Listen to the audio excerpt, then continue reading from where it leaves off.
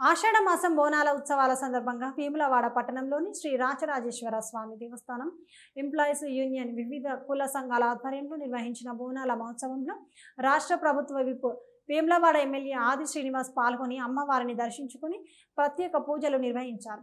ఈ సందర్భంగా విప్ మాట్లాడుతూ అమ్మవారి కటాక్షంతో రాష్ట్ర ప్రజలు సుఖ సంతోషాలతో ఆయురారోగ్యాలతో ఉండాలని, రైతులకు మంచి వర్షాలు కురిసి పంటలు సమృద్ధిగా పండాలని ప్రార్థించారు. భక్తి శ్రద్ధలతో నిర్వహించే ఈ ఉత్సవాలు సమాజంలో ఐక్యతను, ఆధ్యాత్మిక చైతన్యాన్ని పెంపొందిస్తాయని అన్నారు.